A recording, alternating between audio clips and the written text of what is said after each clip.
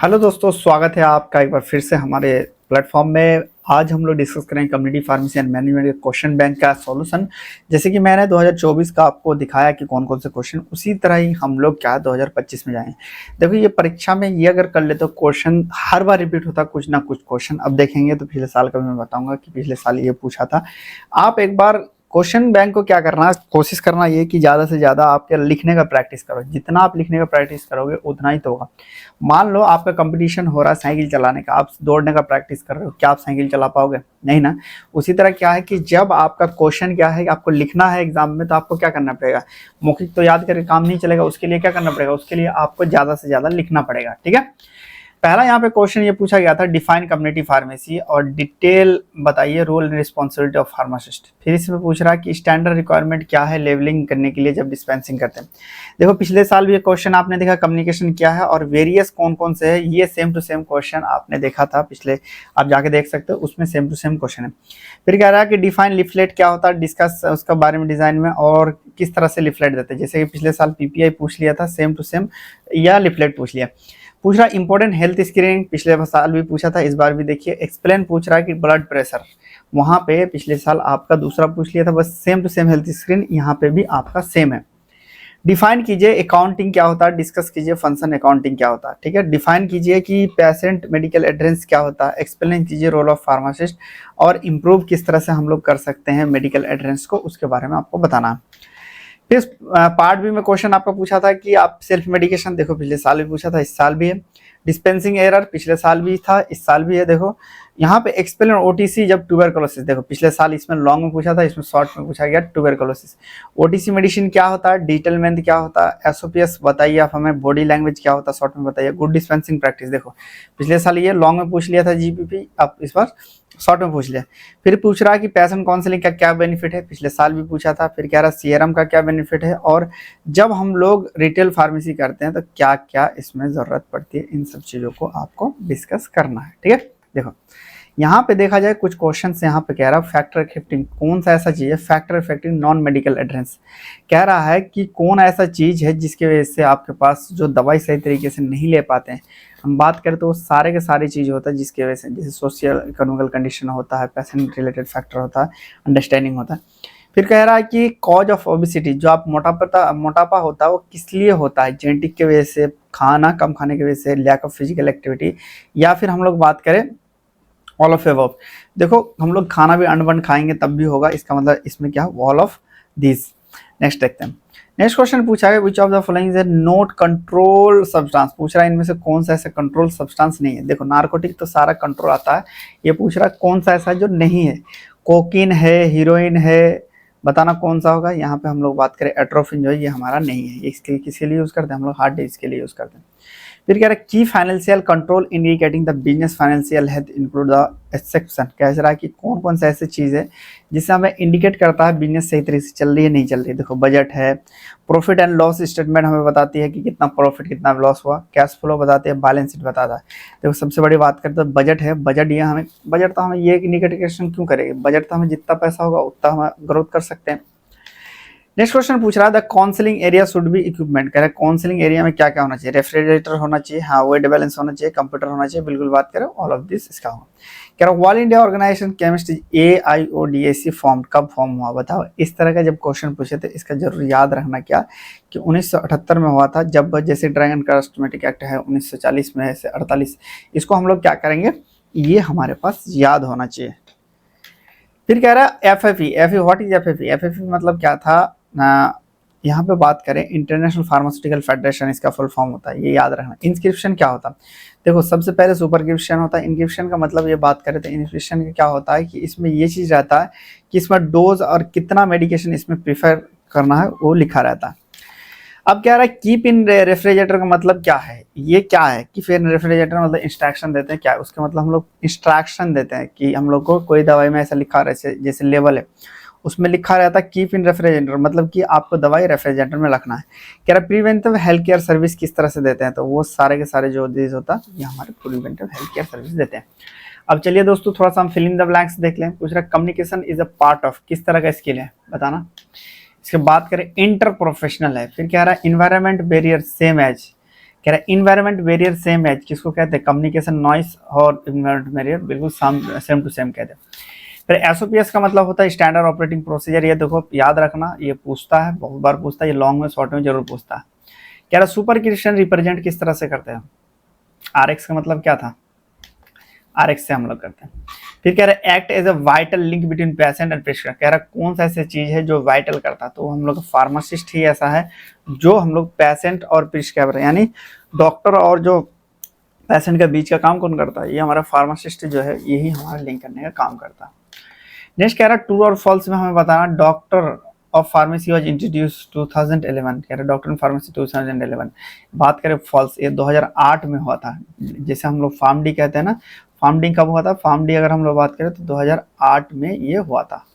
फिर यहाँ क्या कह रहा है over the counter medicine are include community pharmacy, कह रहा ओवर द काउंटर मेडिसिन के बारे में बात करें इसमें क्या करते हैं, कम्युनिटी फार्मेसी में हम लोग देते हैं या प्रोवाइड करते हैं, राइट है। Standard operating procedure is a set of oral instruction, नहीं ये फॉल्स है, ये क्या है था, रिटन इंस्ट्रक्शन होता है, ये क्या है हमारे पास रिटन इंस्ट्रक्शन होता है।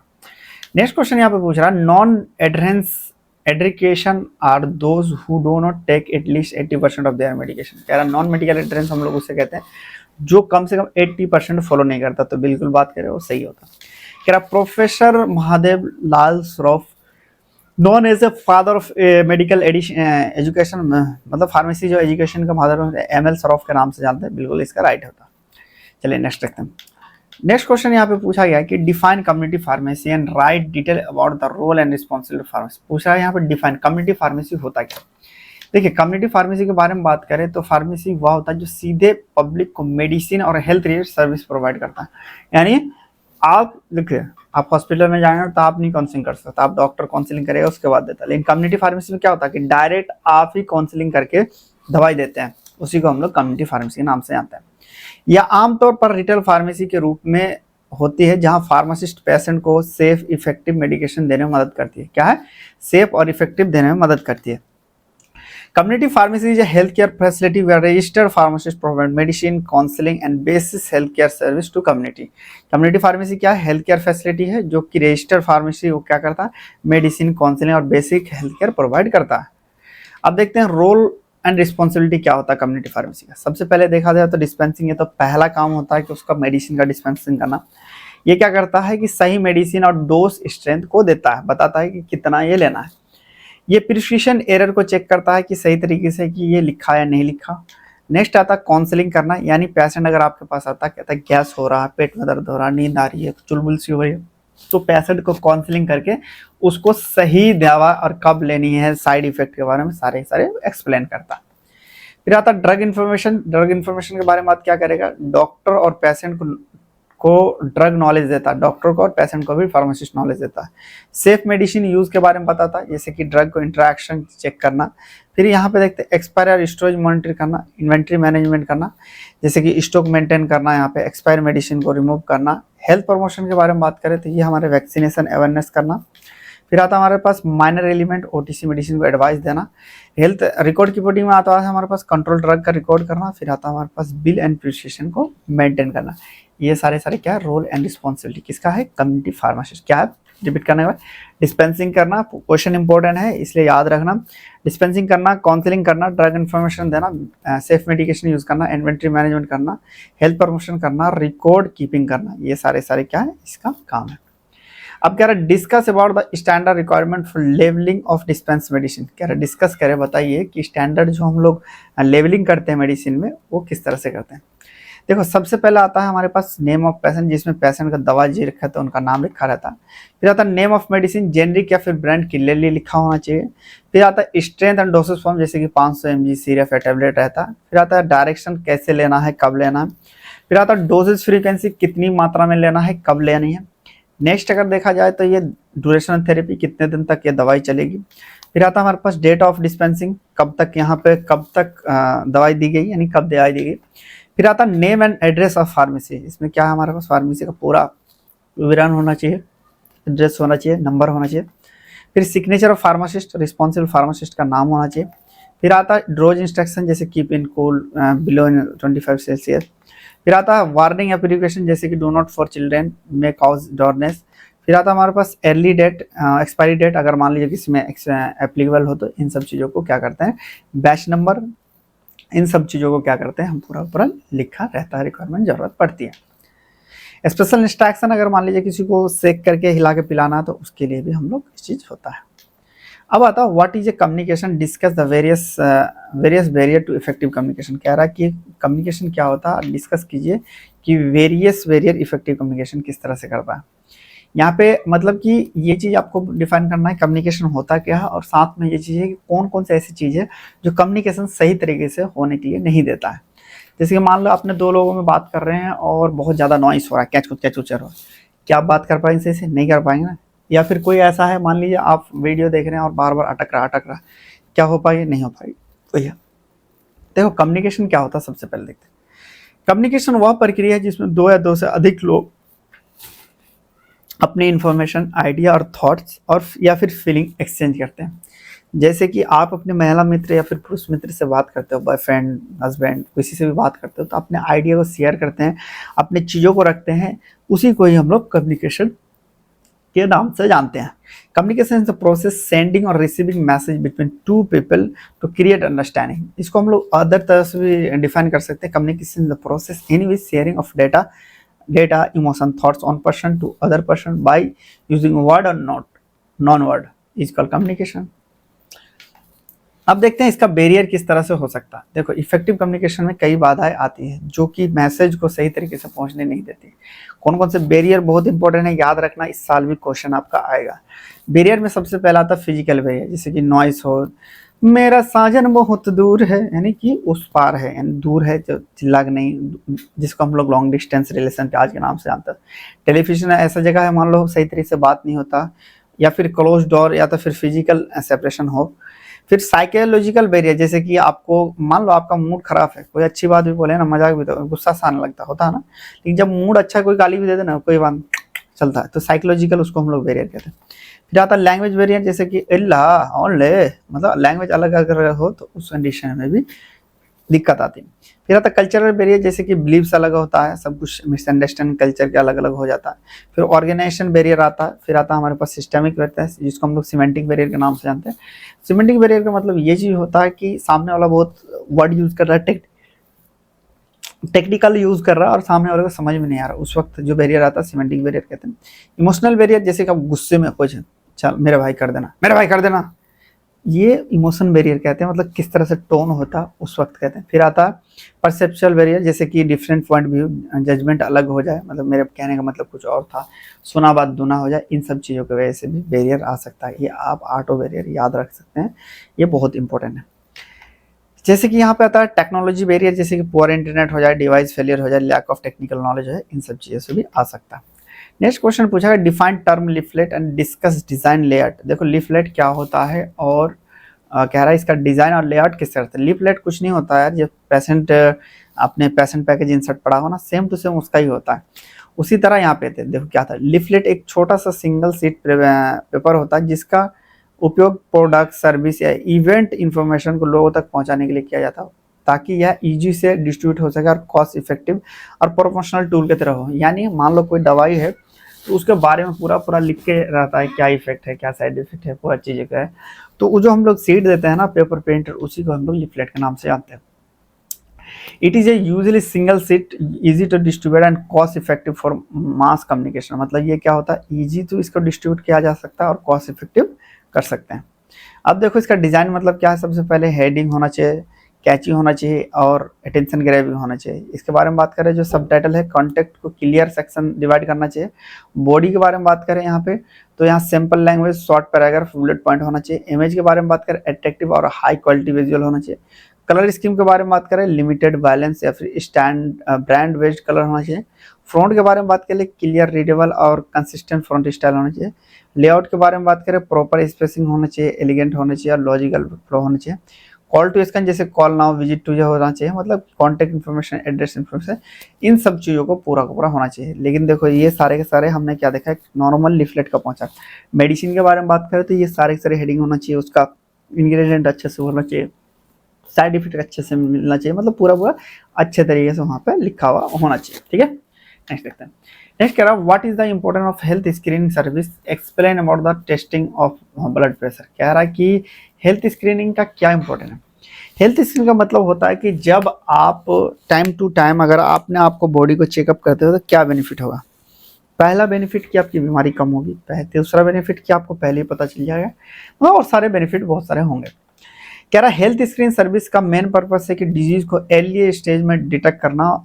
ठीक है, पहले क्या अर्ली स्टेज में, मतलब कि कोई अगर मान लो कि किसी को कैंसर हो रहा है तो पहले ही पता चल जाए तो तुरंत तो ट्रीट हो सकता है, लेकिन कैंसर तब पता चलता है जब ज़्यादा बढ़ जाता है।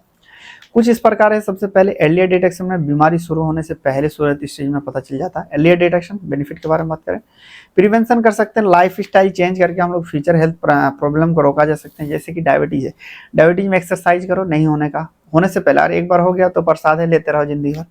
फिर आता है कॉस्ट इफेक्टिव अर्ली ट्रीटमेंट, सस्ता और आसान होता है। फिर बात है इंप्रूव क्वालिटी लाइफ, समय पर डायग्नोसिस को कॉम्प्लिकेशंस कम होते हैं। फिर आता है अवेयरनेस, लोगों को हेल्थ के प्रति जागरूकता करती है। फिर आता है हमारे पास reduce risk, high BP, diabetes, cholesterol, silent जो डिजीज होते हैं इसका पता चलता है।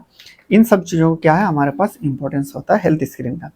अब देखते हैं ब्लड प्रेशर को किस तरह से हम लोग टेस्टिंग करते हैं। सबसे पहले यहाँ पे देखो क्या कह रहा है, ब्लड टेस्ट एक सिंपल और क्विक प्रोसीजर है जिससे स्पैगोमेमोमीटर और डिजिटल बीपी मीटर से यूज किया जाता है। ठीक है, अब यहाँ पे स्टेज के बारे में पहला हम लोग क्या करते हैं, पेशेंट को आराम से बैठाया जाता है, जैसे कि उसको हाथ लेवल 5 मिनट तक रेस्ट के बाद बीपी लिया जाता है। कोशिश करो 5 मिनट तक या नॉर्मल चले। फिर कह रहा है कि कफ जो होता है अपर आर्म, जैसे कि आर्म होना, इसको कफ बोलते हैं हम लोग, जैसे कि एक पट्टा सा रहता है ना उसको हम लोग कफ बोलते हैं, उसमें लगाया जाता है। फिर उसके बाद मेजरमेंट लिया जाता है कि मैनुअल मेथड और स्टेथोस्कोप से आर्टरी का साउंड सुनी जाती है, और डिजिटल मशीन में तो ऑटोमेटिक को रिजेक्ट करके देता है। फिर 2 स्टेज रीडिंग करते हैं। यहाँ पे बात करें जो सिस्टोलिक को हार्ट का कॉन्ट्रैक्शन से पता चलता है। फिर हमारे पास बात करें डायस्टोलिक, जैसे कि हम लोग 120/80 इसका नॉर्मल होता है। अगर मान लो यहाँ पे 140/90 हो जाए तो यहाँ पे अर्लियर साइन है कि बीपी बढ़ा हुआ है।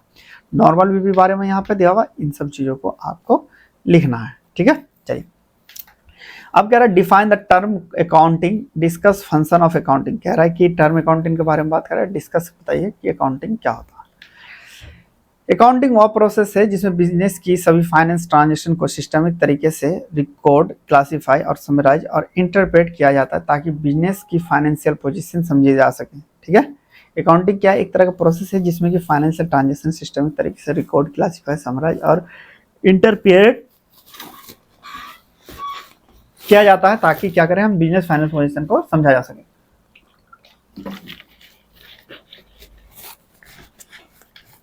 अब देखते हैं इसका फंक्शन के बारे में बात करें, क्या क्या फंक्शन। सबसे पहले क्या है रिकॉर्डिंग, मतलब कि लेन देने का रिकॉर्ड रखा था, सभी फाइनेंस ट्रांजैक्शन को डेली बेसिस पे बुक पे लिखते हैं। क्या करते हैं, पूरे डेली बेसिस पे लिखते हैं। दूसरा आता है क्लासिफिकेशन, क्लासिफिकेशन में हम लोग अलग अलग कैटेगरी जैसे सेल्स कितना, परचेस कितना, एक्सपेंस कितना, इसको क्लासिफाई किया जाता है। फिर आता समराइज, मतलब समरी क्या करते हैं, क्लासिफाइड डाटा को फाइनल अकाउंट तैयार किए जाते हैं, जैसे कि trading account, balance, PL account sheet, इस तरह से करते हैं। फिर आता है एनालिसिस के बारे में बात करें, फाइनेंशियल स्टेटमेंट को एनालाइज करके बिजनेस की परफॉर्मेंस और फाइनेंस हेल्थ को समझी जा सकती है। फिर बात करें इंटरप्रेशन का, मतलब कह लीजिए एनालिसिस के आधार पर रिजल्ट को समझाया जाता है ताकि सही डिसीजन लिया जा सके। कम्युनिकेशन के बारे में बात करें, ऑनर, मैनेजर और इन्वेंटर आदि को अकाउंटिंग रिपोर्ट दी जाती है। फिर अगर बात करें फाइनेंशियल कंट्रोल में, इनकम और एक्सपेंस को कंट्रोल में रखने में मदद करती है। लीगल कंप्लेंस मतलब टैक्स और गवर्नमेंट रूल के अनुसार रिकॉर्ड को मेंटेन किया जाता है।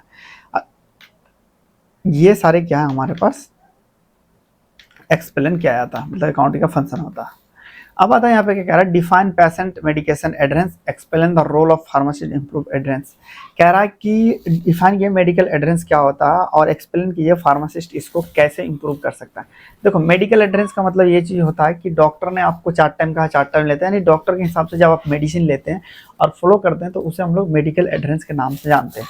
ठीक है, और कह रहा है कि इसको हम लोग कैसे इम्प्रूव कर सकते हैं, यानी किस तरह से हम लोग डॉक्टर के हिसाब से कहना या दवाई देना कैसे कर सकते हैं। देखो क्या कह रहा है, मेडिकल एड्रेस का मतलब है कि पेशेंट को अपने डॉक्टर के द्वारा बताई गई दवाई को शेड्यूल, डोज और ड्यूरेशन को सही तरीके से फॉलो करें। जैसे कि पेशेंट टाइम पर ले, डोज आमतौर पर दवा लगा के ले, मतलब सही लगातार ले और सही मेडिकेशन को एड्रेस करें। अब देखते हैं रोल की क्या क्या। सबसे पहले पेशेंट काउंसलिंग करना, फिर आता हमारे पास प्लानिंग करना, साइड इफेक्ट, फिर आता सिंप्लीफाई करना, उसके बाद हमारे पास प्रोवाइडिंग रिमाइंडर टूल करना, रेगुलर फॉलोअप करना, फिर मोटिवेट एंड सपोर्ट करना, फिर आता है एड्रेसिंग करना बैरियर को। फिर अगर हम लोग बात करें इन सब चीज़ों को, अगर आपको चाहिए नोट्स तो आप हमारे ऐप को डाउनलोड कर सकते हो, वहाँ पे आपको सारा सारा नोट मिल जाएगा। अब बी सेक्शन को देखते हैं। पहला क्वेश्चन पूछा गया कि डिफाइन सेल्फ मेडिकेशन क्या होता है। सेल्फ मेडिकेशन मतलब होता है जब कोई व्यक्ति डॉक्टर के सलाह के बिना दवाई खुद लेता है, जैसे कि पेन किलर, एंटीबायोटिक और कफ सिरप या होम रेमेडी, उसी को हम लोग सेल्फ मेडिकेशन के नाम से जानते हैं। नेक्स्ट इसी का अगर हम लोग देखा और इसको लिख सकते हैं कि जब पेशेंट अपनी बीमारी का इलाज खुद डिसाइड करे बिना मेडिकल सुपरविजन के मेडिकल यूज करे, तो उसी को हम लोग मेडिकेशन सेल्फ मेडिकेशन के नाम से जानते हैं। नेक्स्ट क्वेश्चन करा, right a short note on dispensing error. Dispensing error बताइए हमें शॉर्ट नोट। डिस्पेंसिंग एरर का मतलब होता है जब फार्मासिस्ट दवाई देते समय कोई गलती ना करे और जैसे गलत मेडिसिन देना, गलत डोज या गलत लेवल लगाना या गलत इंस्ट्रक्शन देना, उसी को हम लोग डिस्पेंसिंग एरर के नाम से जानते हैं। जब पेशेंट को दी जाने वाली दवा मिस्टेक हो जाए उसे डिस्पेंसिंग एरर कहते हैं। टाइप्स कॉमन के बारे में बात करें, रॉन्ग मेडिकेशन देना, रॉन्ग डोज स्ट्रेंथ देना, रॉन्ग पेशेंट को दे देना या फिर इनकरेंट लेवलिंग करना, रॉन्ग क्वांटिटी देना या एक्सपायर मेडिसिन ऑयली दे देना, ये सारे के डिस्पेंसिंग एरर हो सकता है। डिस्पेंसिंग एरर के बारे में नेक्स्ट क्वेश्चन देखा था, एक्सप्लेन काउंसलिंग पॉइंट। जब हम लोग ट्यूबरकुलोसिस हो जाए तो किन पॉइंटों पे ध्यान देंगे, टीबी हो जाए तो। मेडिकेशन डेली लेने के लिए, पूरा कोर्स करने के लिए बोलेंगे, डॉट्स फॉलो करने के लिए बोलेंगे, साइड इफेक्ट को हम बताएंगे, इन्फेक्शन कंट्रोल करने के लिए बोलेंगे, खांसते समय तो ध्यान रखेंगे, रेगुलर हेल्थ स्टाइल लगेगा और रेगुलर फॉलोअप टेस्ट स्पेटम करते रहेंगे। नेक्स्ट क्वेश्चन पूछ रहा है ओटीसी मेडिसिन क्या होता है। ओटीसी मेडिसिन का मतलब होता है ओवर द काउंटर मेडिसिन, यानी ऐसी दवाइयाँ जिन्हें डॉक्टर की प्रिस्क्रिप्शन बिना फार्मेसी से खरीदे जा सकते हैं, उसे हम लोग ओटीसी मेडिसिन के नाम से जानते हैं। जैसे फीवर हो जाए, फीवर हो जाए, कफ हो जाए, पेन रिलीफ, इनकी चीज़ों को कर सकते हैं। नेक्स्ट क्या रहा है, important of digital health. Digital health का क्या है, डिजिटल हेल्थ का इंपॉर्टेंट है इजी से एक्सेस कर सकते हैं, टाइम कॉस्टिंग बचा सकते हैं, बेटर मॉनिटरिंग कर सकते हैं, सेफ रिटॉक कर सकते हैं और सपोर्ट हम लोग क्या कर सकते हैं, रिमोटली एक्सेस करके कर सकते हैं। मतलब डिजिटल हेल्थ पूरा डिजिटल, जैसे कि 3mg है, ऐसे आप लोग ऑनलाइन करके मंगा लेते हैं। नेक्स्ट कह रहा है कि discuss about the SOPs in pharmacy management. कह रहा है डिस्कस कीजिए एसओपीएस क्या होता है फार्मेसी मैनेजमेंट। सबसे पहले एसओपीएस अगर शॉर्ट में पूछे तो आप इसे फुल फॉर्म लिखेंगे, स्टैंडर्ड ऑपरेटिंग प्रोसीजर। एक रिटन डॉक्यूमेंट होता है जिसमें फार्मेसी में काम करने के स्टेप बाय स्टेप रूल लिखे जाते हैं ताकि हर काम सही, सेफ और यूनिफॉर्म तरीके से हो। इसमें मरीज द्वारा वर्तमान और अतीत में ली गई सभी दवाएं, हर्बल उत्पाद एंड एलर्जी रिकॉर्ड किया जाता है। एसओपीएस मैनेजमेंट में देखा सबसे पहले प्रिस्क्रिप्शन हैंडलिंग करने का, डिस्पेंसिंग प्रोसेस का, स्टोरेज रूल्स का, इन्वेंट्री मैनेजमेंट का, पेशेंट काउंसलिंग का, डॉक्यूमेंटेशन का और सेफ्टी एंड हाइजीन करने का। ये सारे क्या है हमारे पास फार्मेसी मैनेजमेंट का होता है एसओपीएस। नेक्स्ट कह रहा है कि discuss the body language in short. Body language short में कह रहा है नॉन वर्बल कम्युनिकेशन, बिना बोले गेस्चर या फिर फेशियल या फिर एक्सप्रेशन मैसेज देता है। Eye contact, confidence and attention दिखाता है। फिर पोस्चर के बारे में बात करें, स्टेयर और पॉजिटिव दिखता है। अगर आप फेशियल एक्सप्रेशन स्माइल लगता है, फ्रेंडली रहता है और ओपनिंग बताती है। और हैंड गेस्चर से कम्युनिकेशन को क्लियर और पॉजिटिव करते हैं, एक्सपेंसिव मतलब कह सकते हैं एक्सप्रेसिव करते हैं। किसी से हैंड शेक करते हैं तो यानी वो अच्छा फील होता है। बॉडी मूवमेंट अगर हम लोग बात करें तो नर्वसनेस या फिर कॉन्फिडेंस दोनों देख सकते हैं। फिर अगर हम लोग बात करें ये सारे के सारे क्या है हमारे बॉडी लैंग्वेज इन शॉर्ट में हम लोग ये सारे लिख सकते हैं कि बॉडी लैंग्वेज क्या होना चाहिए जब आप कम्युनिकेशन करते हैं। फिर आता है what are the good dispensing practice. Good dispensing practice क्या होता है, यही सेम टू सेम पूछ लिया। Good pharmacy practice, good dispensing, same to same चीज है। कह रहा प्रिस्क्रिप्शन को ध्यान से पढ़कर वेरीफाई करना, सही मेडिसिन, सही डोज और सही लेवल देना, एक्सपायरी डेट चेक करना और मेडिसिन को सही तरीके से स्टोर करना, पेशेंट को दवा लेने का तरीका या फिर प्रिकॉशन बताना, डिस्पेंसिंग एरिया क्लीन रखना और हाइजीन मेंटेन करना, डॉक्यूमेंटेशन और रिकॉर्ड को अच्छे तरीके से रखना। ठीक है, अब यहाँ पे नेक्स्ट क्वेश्चन दे रहा है right A short note on benefit of patient counselling. Patient ने शॉर्ट नोट बताइए। इंप्रूव मेडिकेशन एडहेरेंस करना, रिड्यूस मेडिकेशन करना, इनहांस डिजीज अंडरस्टैंड करना, प्रिवेंशन साइड इफेक्ट करना, बिल्ड पेशेंट कॉन्फिडेंस करना, इंप्रूव ट्रीटमेंट आउटकम करना। ये सारे क्या हमारे पास बेनिफिट होता है। नेक्स्ट क्वेश्चन देखे जाए तो कह रहा है कि राइट ऑन शॉर्ट सीआरएम मतलब होता क्या, सीआरएम के बारे में आपको शॉर्ट नॉलेज है। सीआरएम एक सिस्टम होता है जो कस्टमर को अपने साथ बनाए रखने, संबंध बनाए रखने में मदद करता है। यानी सीआरएम मतलब बार बार हम लोग चीजें उससे हम लोग पूछते रहेंगे, चीजें यानी पूछते रहेंगे, फीडबैक लेंगे। मान लो किसी का हेलो हाय पूछते रहते हो तो क्या लगता है, अच्छा लगता है इसको ना, सेम टू सेम ऐसे कस्टमर को सीआरएम रखते हैं। या कस्टमर की नीड और प्रेफरेंस और फीडबैक को समझकर बेटर सर्विस प्रदान करती है। सीआरएम से फार्मेसी या बिजनेस को लॉयल कस्टमर या रिपीटेड परचेस और बेटर सेटिस्फेक्शन मिलता है। या कस्टमर डाटा को ऑर्गेनाइज करके कम्युनिकेशन और सर्विस क्वालिटी इंप्रूव करता है। ओवरऑल सीआरएम बिजनेस को ग्रोथ और कस्टमर ट्रस्ट बढ़ाने की भूमिका को निभाता है। ये सारे क्या है हमारे पास सीआरएम का बेनिफिट है। लास्ट क्वेश्चन कह रहा है यहाँ पे what are document need to well submitting retail pharmacy, क्या application form, identified as pharmacy registration certificate, proof premises, ये एफिडेविट, ये सारे रेगुलेटरी, मतलब जितने सारी चीज़ें आप हैं, पासपोर्ट साइज फोटो, ये सारे आपके पास होना चाहिए। जब आप लोग रजिस्ट्रेशन करेंगे तब भी आपको इन सब चीज़ों को ज़रूरत पड़ेगा। तो और भी डिटेल में जानना चाहते हैं जितने भी सारे मॉडल पेपर आने वाले हैं तो ऐप को आप डाउनलोड कर सकते हैं, वहाँ पे आपको पहले ही मिल जाएगा, हर चीज़ का सॉल्यूशन मिल जाएगा। चलिए दोस्तों, मिलते हैं फिर नेक्स्ट वीडियो में, तब तक के लिए बाय बाय, टेक केयर।